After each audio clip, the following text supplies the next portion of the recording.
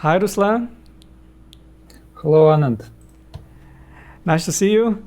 So, Ruslan Sadykov is a researcher in the Bordeaux Center of Inria, which is the French National Institute for Informatics and Automatics.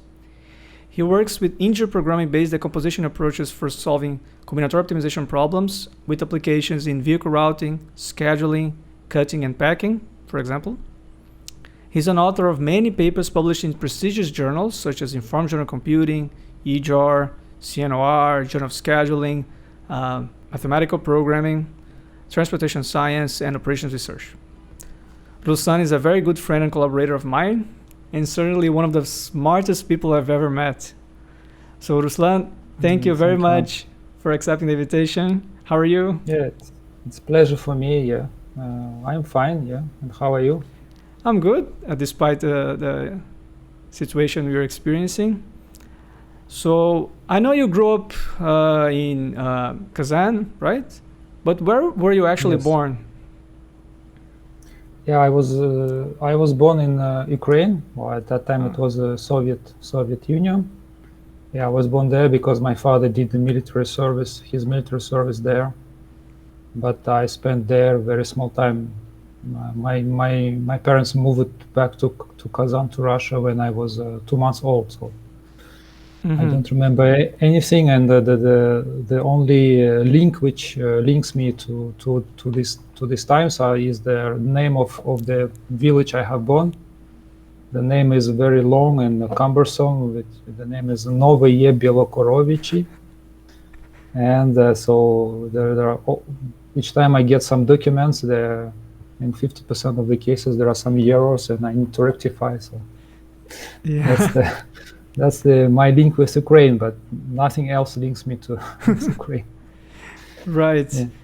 Yeah. But how was life during the 80s and 90s in Kazan? Yeah, I was child at that time. In my childhood, I was very fond of playing football. Yeah, still enjoy watching football. I play less now, but at that time I played football a lot, and I even was a part of the child team of the team called Rubin Kazan. Actually, if some people know the city Kazan from abroad, most of them know the city because they know the football team. And and the football team was quite good some years ago. I even went to watch their game in Barcelona when I was already in Bordeaux. I went the only time I went to another city to watch my team was to Barcelona, and that was very bright moment because they won. So the Rubin won Barcelona in 2-1, and we celebrated all the night there, and it was very nice. Yeah, that's fantastic. Right. So until what age did you play soccer? I played until I was 14 years old, and at that time we with my parents decided, because when I played football, we were in a special football class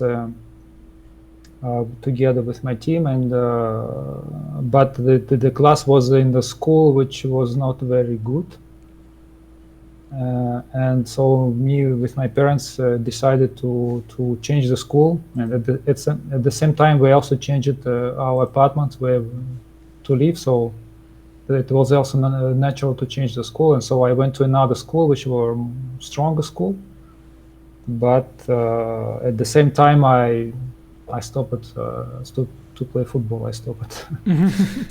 Yeah, and I honestly I was not the best football player, and I know that in football is a lot of competition, and for example, for my team, basically nobody reached to the good level, good professional level. So. I think I made a good choice, stopping my football career when I was 14. And then we switched to mathematics and informatics at some point. Yeah, and at that time, my father bought me my first computer, and I really liked programming. Yeah, we had some also programming classes in the school, and yeah, at that time we studied BASIC in the school. And I decided there was also some additional classes for informatics, for programming, where we studied Pascal language.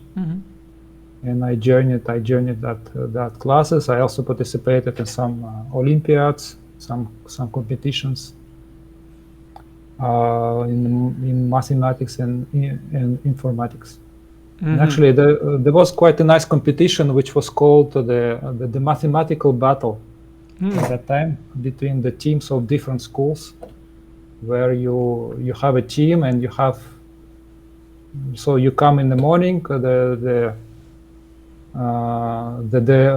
organizer gives you the set of problems, and then you have several hours with your team to solve them, to have some proof or to have some algorithm to do, and then you do a battle with the other team. So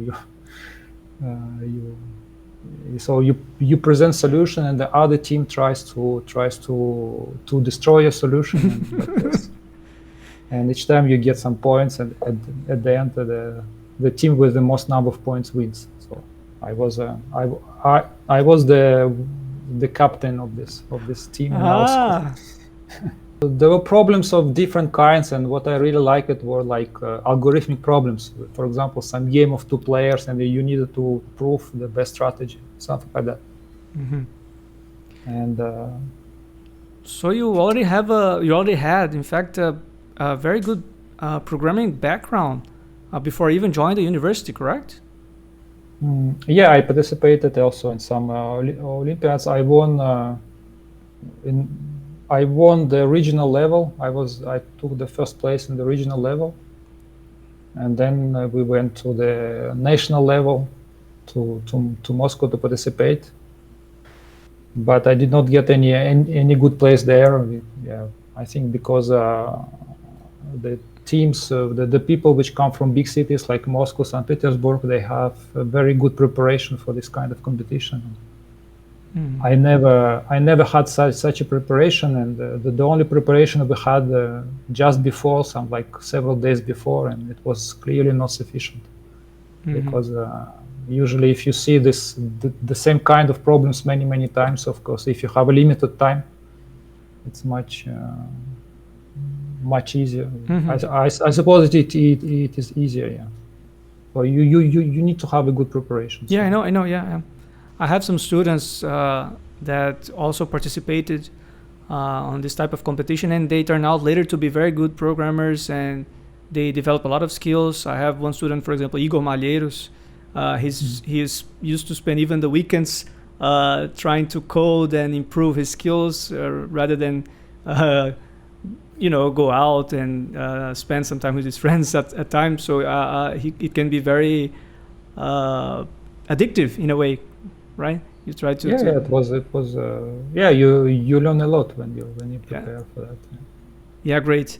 So you eventually joined your university. Yeah, and because I was into my interests were in mathematics and informatics and programming, so I joined the main university in my city, which was Kazan State University, and I went to the faculty which called computational mathematics and cybernetics, and I also joined the special chair which was called mathematical methods for economics. And actually, what does it mean? So it basically the operations research in a large sense, because the main subject we had there was operations research and game theory. Oh, great! But the focus was mostly on the continuous optimization. So because in that chair, most of the professors they were with a continuous optimization background, and for them even discrete optimization was not. Some of them even considered it like not a science. It's more for them. It was more engineering. As soon as a problem NP hard, you cannot prove anything about it. So you should leave it for engineers, and you should do real mathematics. I see. So. And your first contact with combinatorial optimization was through scheduling, right? Yes. Yeah, I say that most of the professors were from with continuous optimization background, but one professor, his name is Alexander Lazarev, so his background was in scheduling. And so when I followed his course was about some economics and banking, but he wanted us to implement some tools, some tool for his course, and only two of us really implemented something, and he invited us, so me and another student, his name is Alexander Kvaratskhelia, to join him to try to do some research. And so we accepted, and we since third year of university we started to do some simple research in scheduling problems, in very basic one machine scheduling problems. What did you do? Heuristics? We did both some exact algorithms and so branching bound algorithms. We did some approximation algorithms. So different stuff, and so once so Alexander Lazarev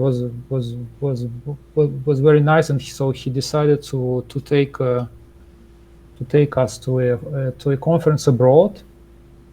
So quite early, because we were only third year students, and the conference was in Montpellier in France in 2000, and but unfortunately the financial support was only for him and for one student, and so we needed to decide who will go with him, and so we did not find a better way to decide other than tossing the coin.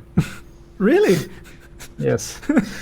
So we toss a coin, and my side won, and I went with Alexander Lazarev to conference abroad. That's amazing.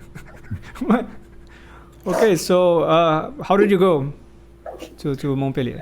And that time, so it was Russia, end of 90s and beginning of 2000, and at that time there was not so much money, and especially the exchange rate of currency was not that good, and that time going by bus was significantly cheaper, which is not the case anymore, but going by bus was significantly cheaper than to go by plane, and so we went by bus. So we went to Moscow by train, and then we took a 60 hours bus from Moscow to Montpellier. Wow. Was it your first time leaving Russia then, right? Yeah. So that's probably would be considered a tough journey for many people, but as I was the first time abroad, that was very interesting for me, and so I really enjoyed the trip, except some small physical inconveniences. So, for example, I could not sit without pain on soft surfaces after arriving for some days in Montpellier.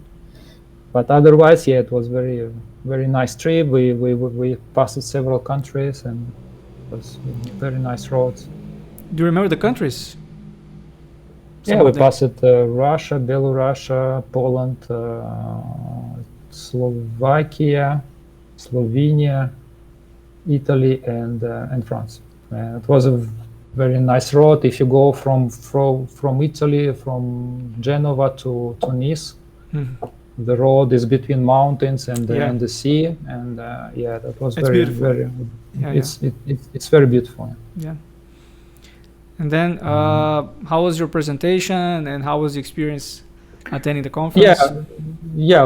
Obviously, my English was not the best at that time, and so I I really needed to learn by heart my presentation. But yes, suppose that it was. I mean, the subject was not really groundbreaking, of course, but it was not probably the main goal of this presentation was to have some experience of presenting stuff, and actually it served me a very very well, because at that conference, actually the conference was mostly continuous optimization conference. So I cannot now say the reasons why we went there. It's stand for some more discrete optimization conference, because my supervisor, Alexander Lazarev, decided to go there, so I did not object, of course. and so at that conference there was some Russian professors, and among these Russian professors there was one professor which from Belgium, Yurii Nesterov. So Yurii Nesterov he's really a star in the continuous optimization community. And so what happened is that I don't know why he assisted to my presentation I gave there, and then after that he said that maybe there would be some opportunities to doing PhD in Belgium. And so we exchanged emails, and after returning back to Kazan, I kept contact with Yurii Nesterov by email. We're talking about early 2000s?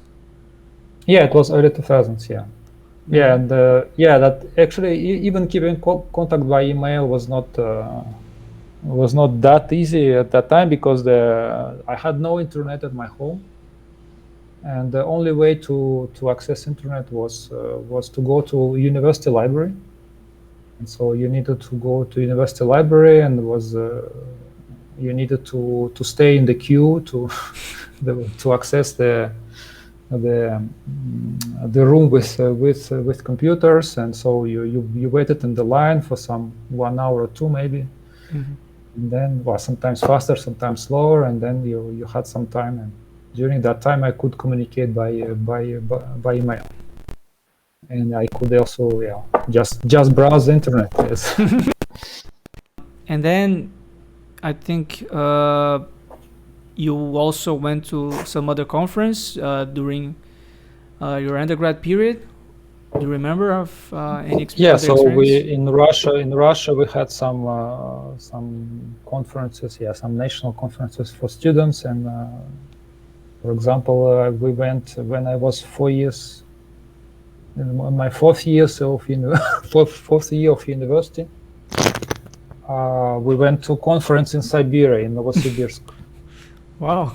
Yeah, we went by train. So by train it took 2 days, but Russian trains are much more comfortable than buses, because you can sleep there, and so it was very very nice. We went with a group of students. We were together, and it was a nice experience.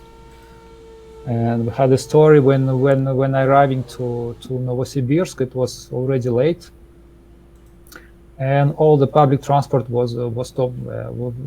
There was no any more public transport that day, but the conference was in a suburb of the Novosibirsk. So there is a academic city, but the suburb called Academic City in Novosibirsk, and it is situated like 20 kilometers, maybe I forgot how many, but I think at least 20 kilometers from the city.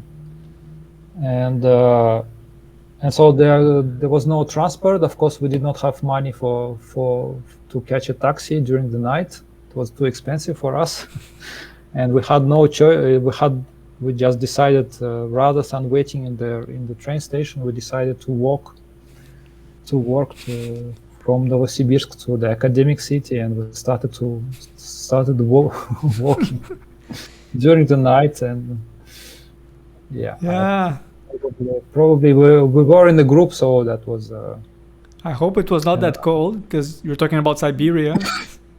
It was in the spring. It was. Spring in Siberia can be cold too, of course. But I think at that time it was already positive temperature, so it was not that cold.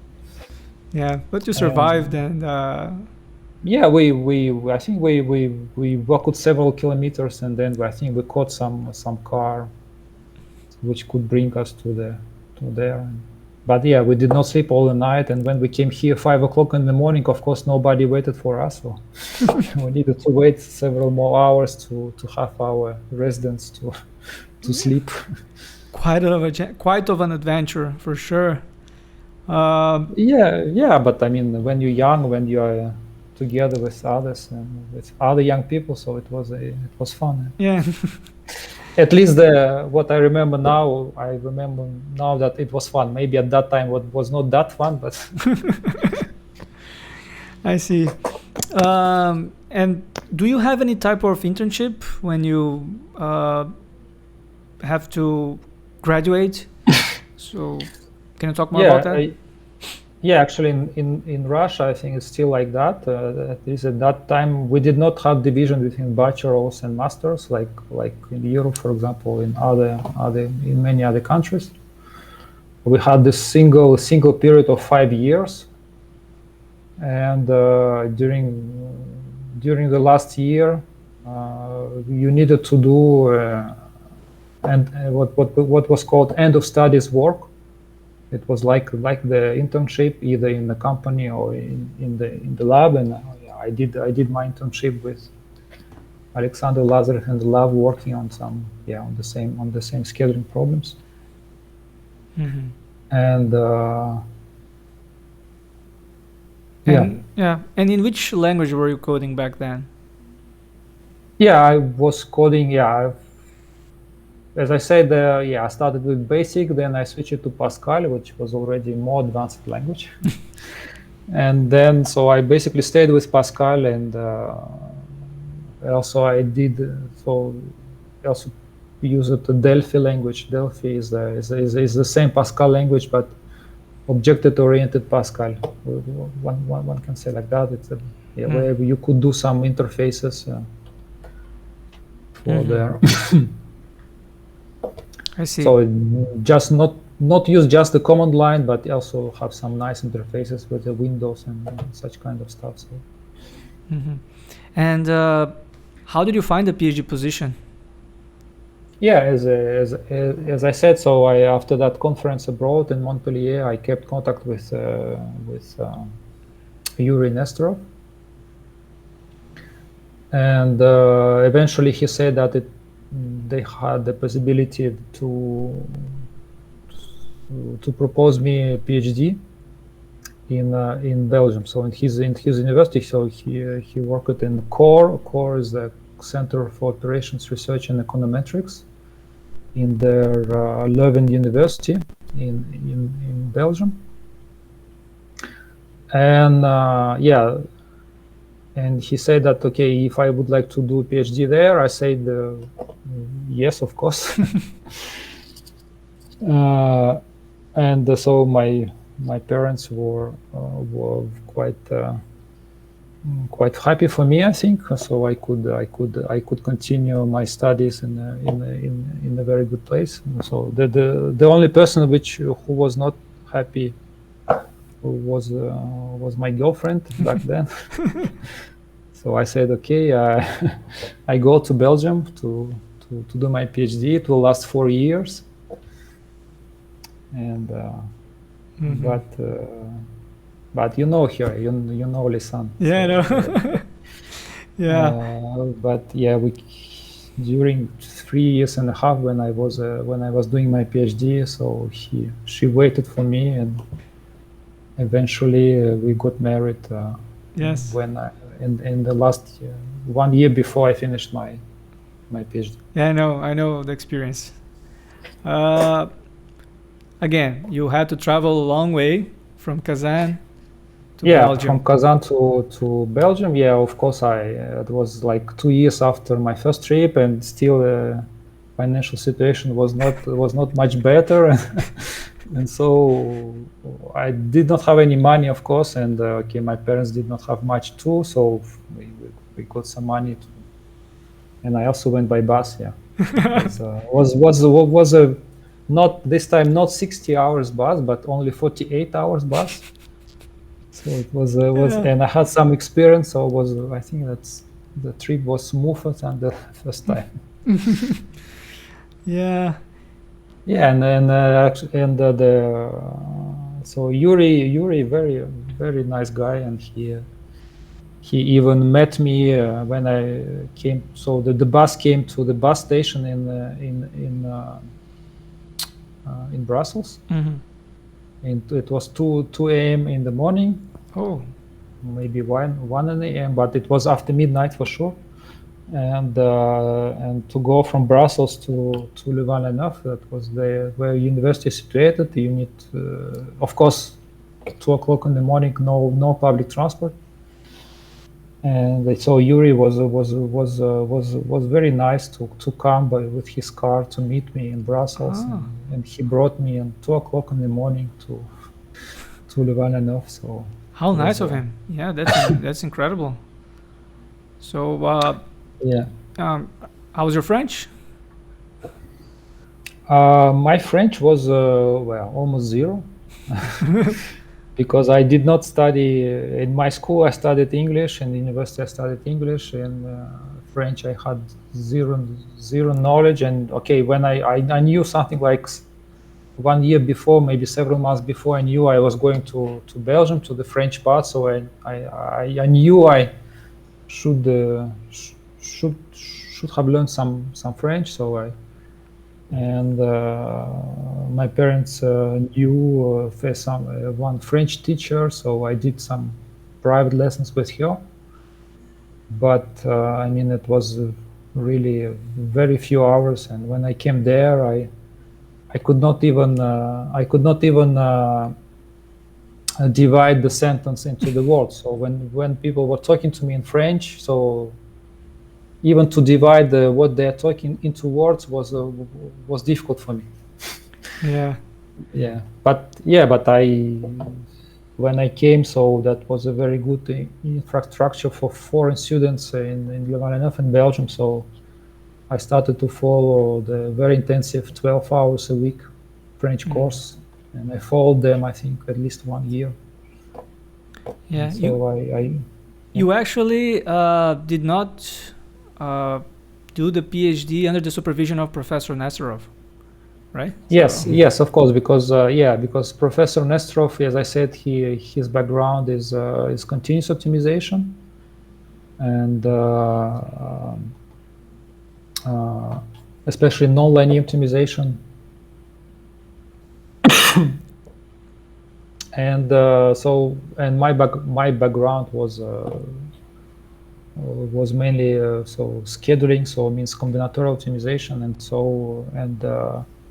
but happily in core there was another very famous guy, namely Lawrence Wolsey, and so I started. So Yurii passed me from his hands to the hands of Lawrence, and so I started my PhD with Lawrence.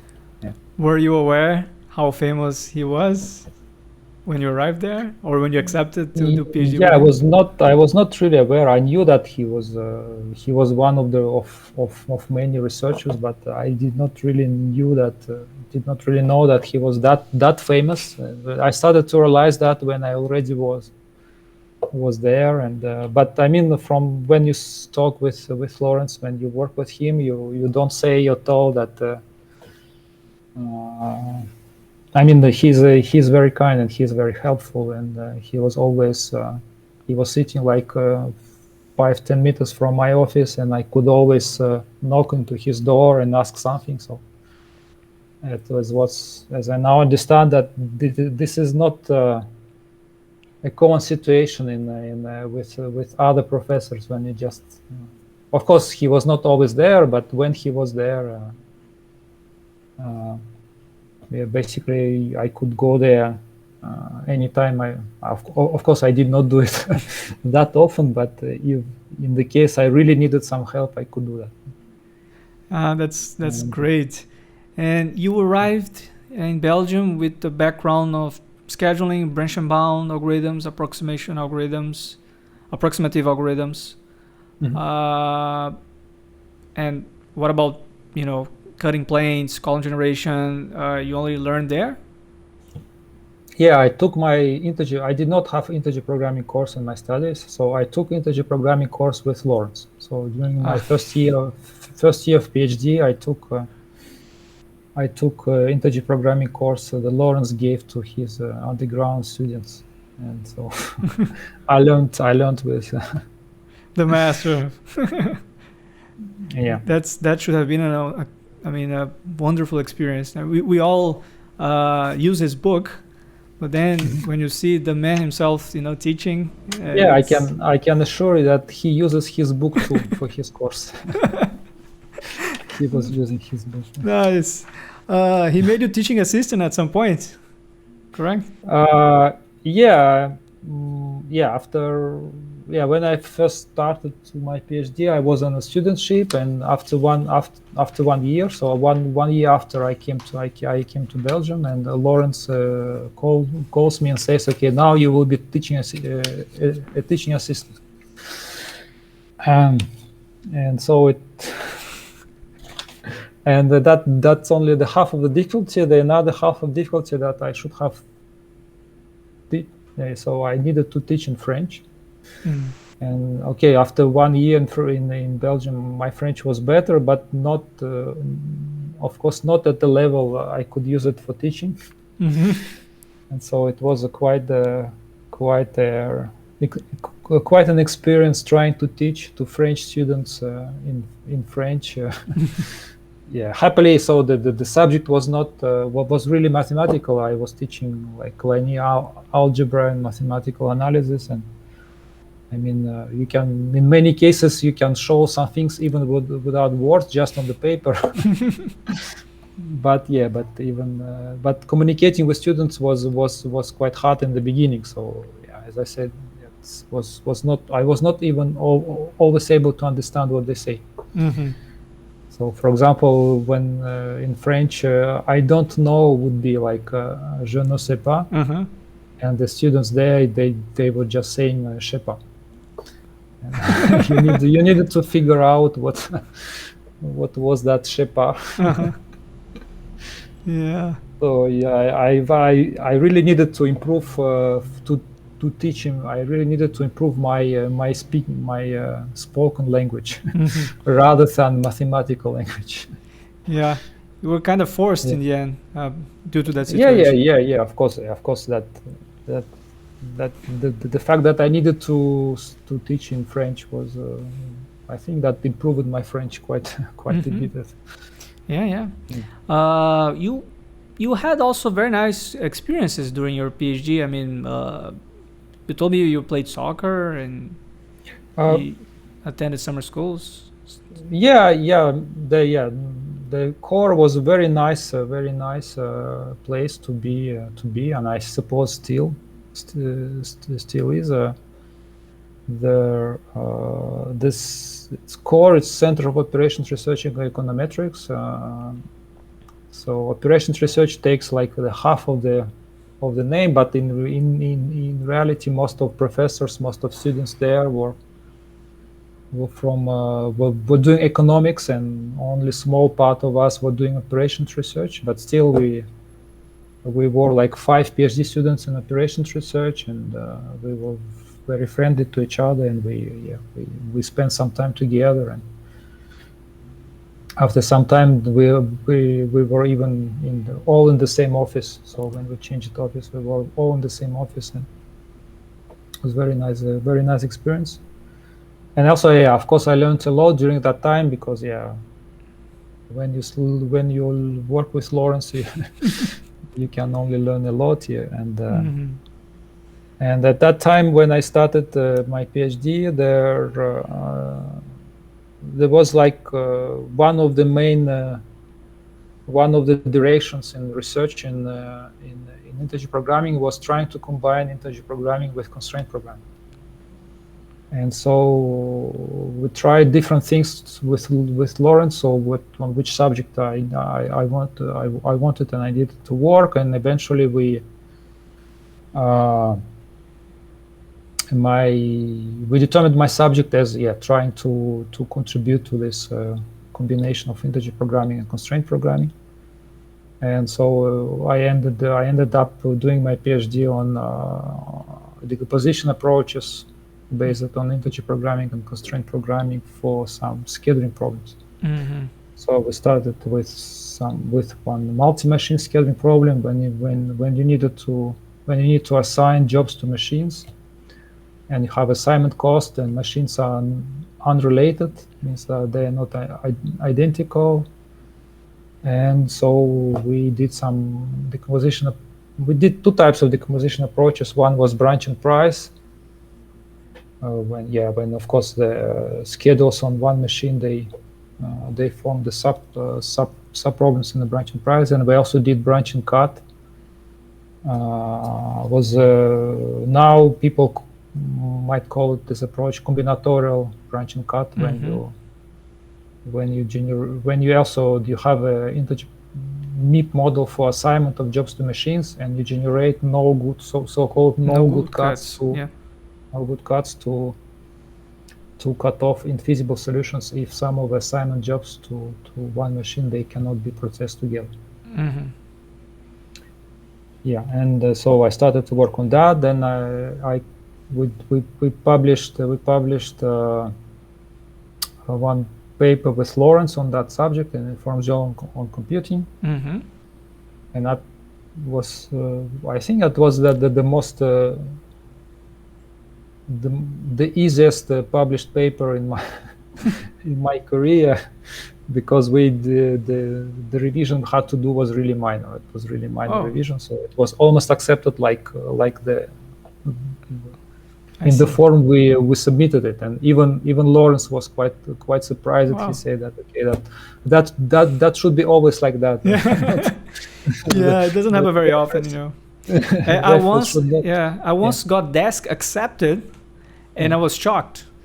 I was telling about this guy Igor Malheiros just now. It was his paper, in fact. So you already prepare, you know, for the fire, and then suddenly you get I don't know, a white flag, if you will, and then it's nice. Yeah, I know. Yeah. So. Yeah, we published a paper like that, and then I continued with some more scheduling problems with that time. So with scheduling problems on one machine where the schedules are much longer than on several machines, and we needed to develop some reinforce strong no good cuts, because if you just apply standard no good cuts, okay, if your schedule is not that long, you can do that, but if your schedule is much longer, standard no good cuts, they do not work anymore, because you need to generate a lot of them. And so I developed some techniques trying to make no good cuts stronger. Basically, when you assign set of jobs to a machine, instead of saying that this set of jobs cannot be processed on that machine, you try to find a subset of jobs as small as possible, which cannot be processed neither. And when you generate a cut on this very small subset, it's much stronger. Mm-hmm. So I published that paper, and Lawrence was generous enough to let me publish alone. So actually, I published paper with Lawrence only the first paper was published together with Lawrence. All other papers I published either alone or with other. Yeah. Other researchers, yeah. Right. And he was like that. Yeah. And in which language you coded everything this time? Yeah, and that time in core they worked with Express, and I ended up using Mosel. Mosel is a scripting language for Express, mm-hmm. and it's like OPL in Simplex, and so I implemented everything in Mosel, including branch and price, and so it was Okay. so I implemented branch and price in Mosel, and so I remember I implemented the same the storing of branch and price nodes and files and Wow. this kind of crazy stuff because I did not have experience how to do it right way, and but it ended up being working because happily the branch and price tree was quite small. Okay. So the bounce was very strong. And root relaxation was already good yeah. enough. So Okay. it worked because of that. Yeah. You told me you learned brush and price, or at least try to learn with a student from François Benderbeck. When we was working with Wolsey, I knew, and Lawrence knew that I needed to implement branch and price. So it happens that one of the most known researchers in column generation, branch and price, François van der Beek, was also a student of PhD student of Lawrence, and so Lawrence wrote to François and asking what he can suggest. And that time, so that was the early days of BaPCod. And so François sent us his PhD student, a very nice girl who came to Louvain, to Belgium, and she tried to convince me to show and convince me to use BaPCod. And basically she did not succeed because at that time the interface of BaPCod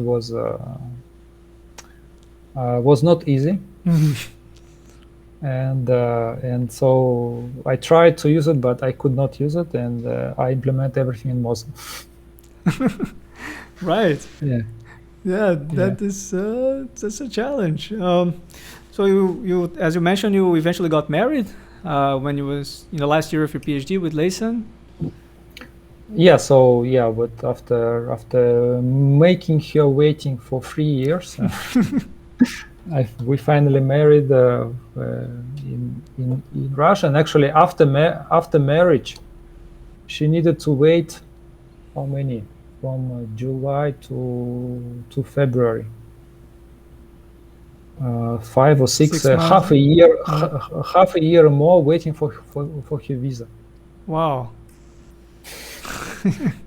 So after marrying, we were living separately for half a year because it took a lot of time to get the visa for her. And that was also a story because that time the Belgium was not very open country for foreign people, at least for foreign people from Russia. The visa they issued to Laysan was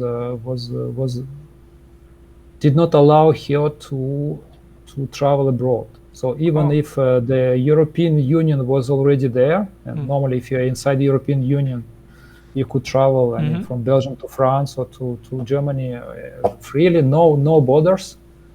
Her visa, her resident permit she got was restricting her from traveling. So it was that kind of visa was only for refugees and for wives or husbands of foreign workers. Oh, very specific. So they were treated like refugees. Refugees, yeah. Wow. Yeah, so you finished your PhD and started a postdoc, and you finally learned how to implement in C++? Yeah, for my postdoc, that's I had during all my first days, I was very lucky. I was very lucky to meet first Alexander Lazarev. I was lucky to meet Yurii Nesterov, and I was lucky to meet Professor Lawrence Wolsey, and then my luck did not finish at that moment because I met another very strong guy, Philippe Baptiste. Philippe Baptiste was very known. He was also a star in scheduling community, and he also once came to Louvain enough to give a seminar about constraint programming. So I was trying to use or doing constraint programming. So Lawrence invited Philippe Baptiste to give his presentation, and then we started to work together with Philippe, and he then invited me to do postdoc in Ecole Polytechnique in France when he was a professor and a researcher. And did Laysan have any visa issues when you moved to France?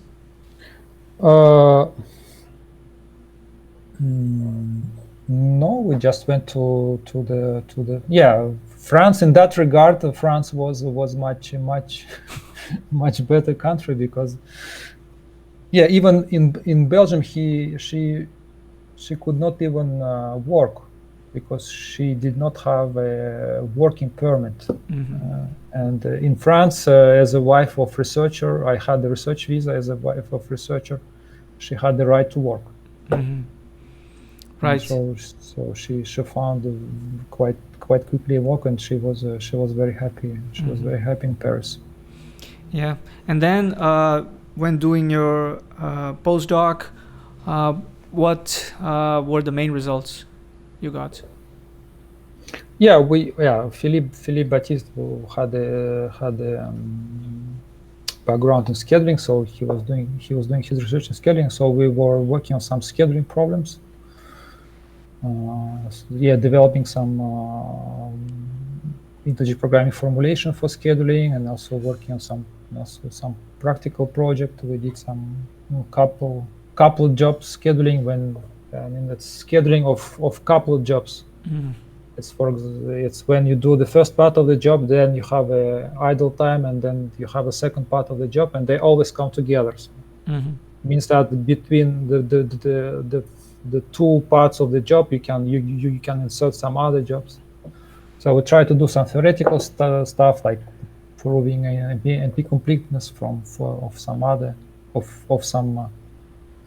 some problems, and also doing some integer programming formulations. And we worked on that. Nice.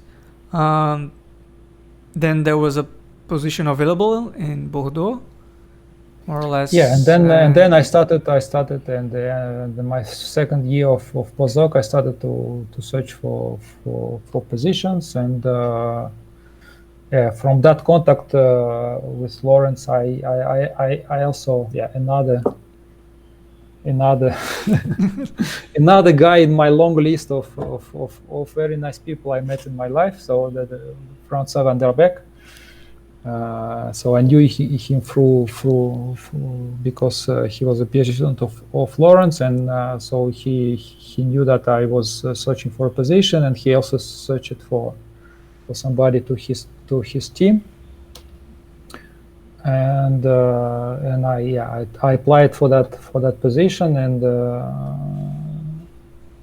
I was actually there were four places in Bordeaux Research Center of Inria, and I applied, and I was fifth in the list, and but I don't know why this happens, but I have got accepted, even though nobody of this four person before me refused.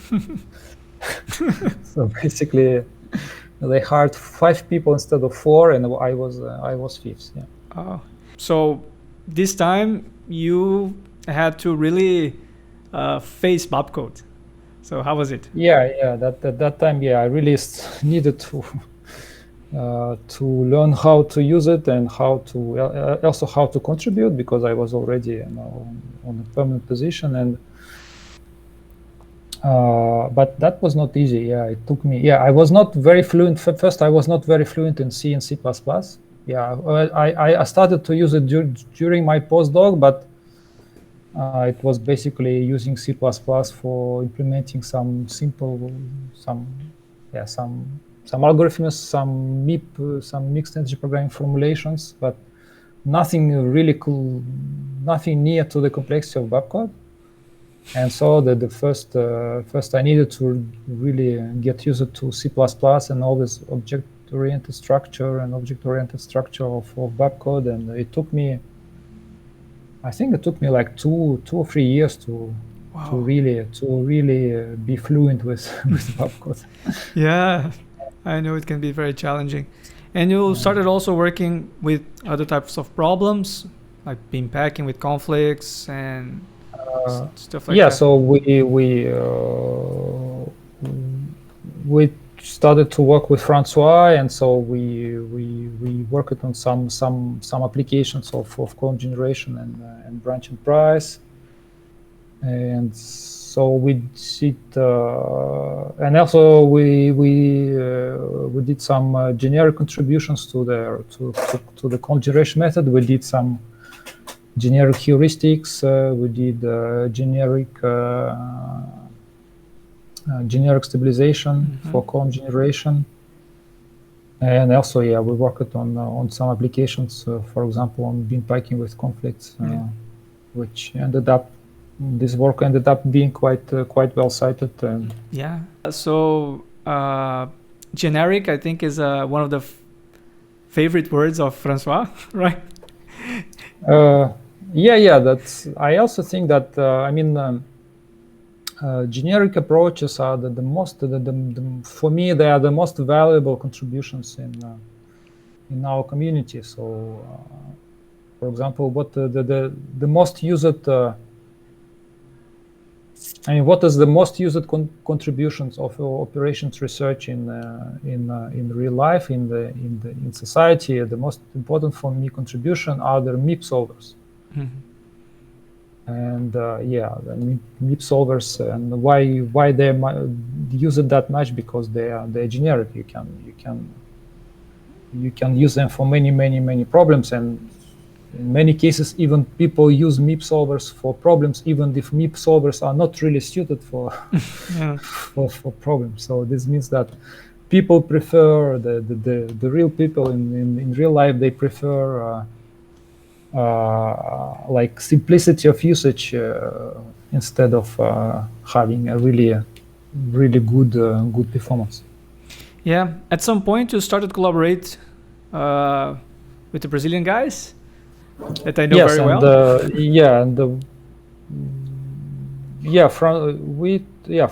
It was the idea of Francois Vanderbeek to collaborate with Eduardo Shaw, with Marcus Poggi, and Arthur Pissot. So during several years, we tried to establish contacts and to get some financial support for the travels, and eventually Francois succeeded doing that. So in this program, there is associated team program in Inria, which finances this kind of collaborations, and we got money for that. And so from that time we started to travel. So every year we spent like 2-3 weeks in Brazil, and Brazilians spend the same time in Bordeaux. And and Francois, of course, wanted them to use BaPCod. And Brazilians, at first Brazilians say no way until you have some nice interface. Because the interface of BaPCod of that time was not really user friendly. And so Francois needed to urgently to implement an interface which were sufficiently easy to use, so that the BaPCod can be used in our collaboration. Yeah, I think I met you for the first time in one of those trips that you spent at least 1-2 weeks, as you said, in Niteroi. And I remember I fixed you a cab to go to the airport when the first time we met. And I don't know if you are aware, but you have a small fan base here. Teobaldo, Hugo, Eduardo Queiroga, and also Vitor. All of them, but Eduardo spent some time in Bordeaux. They're all from João Pessoa. and I mean they really get inspired by your programming skills and all the complicated stuff, especially integer programming stuff, that you're able to code very efficiently. Very nice of them Yeah. to hear these words. Yeah, they really. I mean, of course I joined them because I could see you in action, and then we were talking about Brazil, and you spent actually a year here. Yes, and also was lucky that at Inria we don't have only a program for associated team. We have also program for sabbatical years, and I was fortunate enough to apply and be accepted in this program. So I kept my salary and I went to do my research to Niteroi, to Brazil. And that was really, so I came with all my family. So at that time with my wife, with Lisa, and with my two kids, which had was 7 and 5 years old. So it was large, was grown enough for such a trip, and also not grown enough for such a trip, because if children have like more than 10 years old, it becoming very difficult to travel with them. But it was very nice period to travel, and I think that was really that year in Brazil was really one of the brightest periods in our lives and lives of our family. So we together with Lisan, we enjoyed it a lot. So I say that, yeah, you ordered me a cab. I mean, Brazilian people are very friendly. Yeah, that's the really treasure in Brazil country is the people living in Brazil. Yeah. I share some of this impression. I also spent years living in Niteroi, and of course, for me, was one of the brightest periods of my life too. The city is nice. Of course, you have this beautiful view of the Rio de Janeiro city itself. Yeah, but, you know that joke of. Yeah, of course. The people in Rio say that the best thing in Niteroi, which is on the other side of the bay, is the view of Rio. Yeah. Yeah, probably they're right. Yeah. And tell me, how was the experience of working with two great guys, Eduardo Show and Arthur Pessoa, when you were at UF? Yeah, Eduardo. Yeah, what I know about vehicle routing, I know from them. So for sure, yeah. I knew very few, almost nothing about vehicle routing before coming to Niteroi, and so I learned a lot of these guys, they did together with some other people, together with Marcos with Diego Piscin, their student, together with Martinelli, Rafael Martinelli, and so with other, probably I did not mention some other people. So they were really in the front of this of exact solutions for vehicle routing problems, and so I learned everything from them. And so the idea in my sabbatical. So in my sabbatical, I was fortunate enough to have enough time, because when you're on a sabbatical, you don't need to spend time for administration, for teaching. You can only devote time to your research, and also, yeah, I like to implement. So we decided that I can spend this time to implement everything what they knew about exact solutions for vehicle routing, but implement in a generic way. And we had the BaPCod with us, and BaPCod was a really and still is a very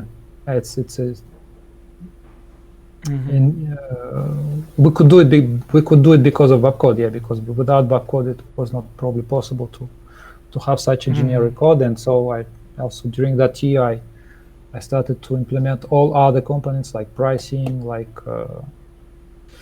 cut separation, everything in a generic way. And so I spent that year implementing and developing generic algorithms, for example, generic pricing routines. and that paid a lot, because after that year we published quite a number of papers about the subject, based on using this base we developed during that year. So that year was very productive from this point of view, and also from the personal point of view. That was really. We met a lot of people. We traveled a lot around Brazil, and we went to João Pessoa. Yeah. Yes. You have any good memories from here? You guys are very, very, very friendly, and you meet people with very kindly, and yeah. Do you remember that that one of your students did some excursion on João Pessoa, and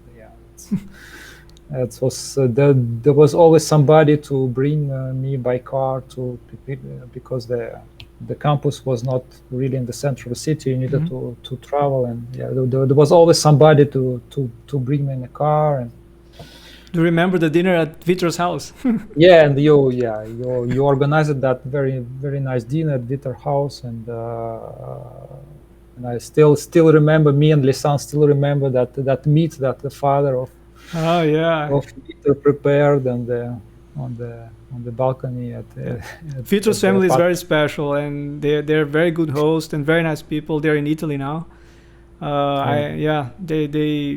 They have a very special place in my heart, and it was very nice that Vitor ended up traveling to Bordeaux. Vitor ended up coming to Bordeaux to spend his master, doing his master in Bordeaux. Yeah.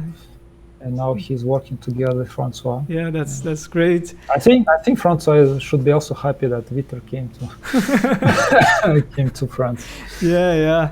So now that you're back to France, and we were talking about VRP Solver, BaPCod, they're a result of a massive amount of effort from great guys, and exact algorithms can be very complicated now, and there must be some effort to make them accessible at some point. So what are your thoughts on this? Yes, I think that many people in our community they think that the algorithms for vehicle routing, and especially the exact algorithms, they became too complex. They became too complex so that you cannot really use them. I partly agree with that. So of course, if you want to implement a state-of-the-art branching, pricing, cut algorithm for the vehicle routing problem from scratch, it would take a lot of time, even for a skilled team of researchers, and it's not possible for a PhD student, for example. And so we need to do something with that. And one of approaches to go is like a Cplex approach or Gurobi approach, because the algorithms implemented inside Gurobi and Cplex, they're much more complex than what we do in VRP Solver, but still people use them a lot. And so we try to follow a similar approach. We try to hide the complex stuff and try to expose a modeling paradigm and a modeling way to so that instead of implementing all these complex algorithms, the people can just submit their model, just to model their problem, and using that model, just use the solver to solve it. Of course, we don't have as many resources as Gurobi and Cplex have, and so the using of VRP Solver, and it's not as easy as Cplex and Gurobi. Mm-hmm. But still, I think that it's with some experience it can be quite accessible, and we try to work hard to make it even more accessible in the future. And I think that the VRP Solver is a very nice tool, at least to two tasks, for the two following tasks for me. So if you're doing research on heuristics for vehicle routing or some similar problems, so usually you try to see what's the quality of your heuristic, and one of the best ways to estimate the quality of your heuristic is to benchmark it against an exact algorithm or against the low bounds obtained by the exact algorithms, and people use for that in almost all cases people use MIP solvers for that. But in many cases, this is not sufficient, because with MIP solvers you can solve very small instances, and because of that, you say that your heuristics obtains very good, close to optimal solution on very small instances, and then you conclude that your heuristic is good, but it's not true. Maybe on some large instances it will be far away from the optimum, and in this regard, the VRP solver is a much better tool than MIP solvers. Mm-hmm. And also another way to use VRP solver is to work on cutting planes, on the cutting planes approaches, because it's possible with VRP solver to supply your separation algorithms for valid inequalities through a callback. Mm-hmm. So this is also quite not that difficult to do, but of course some other more advanced use, for example, if you want to use a different labeling algorithm, this would be already a challenge. And we are working, so we use all our resources to advance in this this regard, and also that's to allocate that. Okay, I personally love implementing, and many people love implementing, because in VRP solver, not only me, so there are some several people works on it, especially on interface, on Julia interface for VRP solver. Also students in João Pessoa, Teobaldo, and some students of Eduardo Show, they work on that, but to allocate the time for that, you need some kind of recognition to do that, because you need to show that what I'm doing is important, and that's not easy. That's not easy, because of course there are some. We see that VRP solver is being used in some sense, so it's being downloaded. It has been downloaded many times, but just the number of downloads does not tell you anything about whether it's really used. But but also that there are some papers started to appear using it, and I communicated with a bunch of people who was trying to use it. But I'm not sure that we already have some impact in the community, but I'm trying to. Let's see what happens in the next years. I know the value of some of those packages, like for example the CVRP SAP, the knapsack codes by David Pissinger. It's I think that's probably the implementation effort should be better recognized by the community, because now you can, for example, you mentioned CVRP SAP package and their Pissinger code to solving the knapsack. So I think that these two codes, for example, there are of course many more codes which are also much used in our community, but these two codes are just examples. So they for me they have a very large impact on community, at least for example on my work.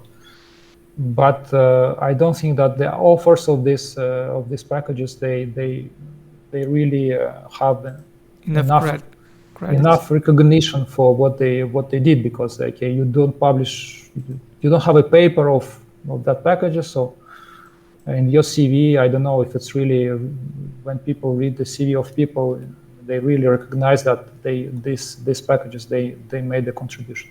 Mm-hmm. So I think in some sense we need to we need to think how to better recognize that. Yeah. Because otherwise, we needed to, as researchers, we need to supervise students. We need to publish papers, and I'm fortunate enough. I don't need to teach a lot, but I mean, most of the people, 90% of the people, need to spend a lot of time on teaching, and so the very few time left for research. We want to spend on something which is recognized.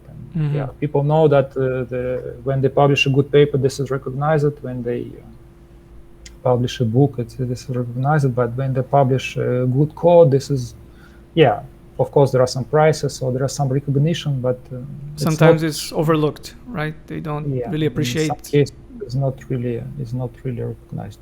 Yeah, I see what you mean. Lastly, what about the debate C++ and Julia? Yeah, I use it a lot, C++, and recently we started also to use Julia. So what we try to do, because BaPCod now became also François left to found his startup company, and he's not involved in BaPCod anymore. And also BaPCod is a quite old code, which has like 15 years old, and there are many people contributed to it, and the quality of the code is very far from the professional. So now it's became very, very difficult to develop it, to extend it, and so we made a decision to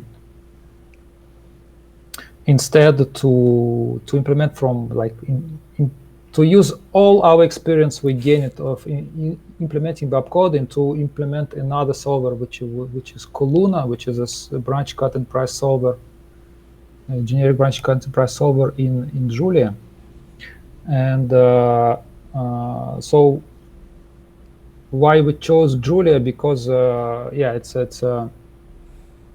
it's a modern language, and it's for me it's a language of future, because it combines the ease of use of Python and the capabilities and the speed of C++. So of course it does not come for free. You need to be experienced programmers to attain the really good performance. But once you know how to do it, so it's very very convenient language. So you can implement things much faster in Julia than in C++. But the disadvantage is that Julia is much less distributed now. It has a lot. Many people use it inside the scientific community, but I think inside in industry it's not yet used very much. That's why it's probably if you have a solver in Julia, probably will not be as known if it was like in Python, but we'll see. We'll see how it goes. But we try to develop the solver, trying to bring all the knowledge from BaPCod to it. So many. And people now really see, because the Coluna is open source, so also the advantage that people can really see what is inside. Nice. So Ruslan, it was great having you here. I mean, listening to all the stories, it's also great that you acknowledge all your mentors and that people that really influenced you and guided you throughout your career. And I've been very fortunate to get to know you and to collaborate with you. For me, it's great, and it was a great experience, and also the opportunity you're giving to people from our place, and as I said, Teobaldo, Eduardo, Queiroga, and maybe João Marcos also soon will be starting to collaborate with you, and so that's I wanted to say thank you very much for your time. Yeah, I also wanted to thank you, to congratulate you with the very nice work you're doing with this channel, with this YouTube channel. So I know that it's probably, again, it's not that much recognized because our community probably is not that large. But I think that your channel is really appreciated by people in our community, and you're doing a great job here. Yeah, thanks. So please say hello to Lisa and the kids, and I hope to meet you very soon. And after all this pandemic and all this very tough time we're experiencing, I hope it finishes very soon. Bye, Ruslan. Bye.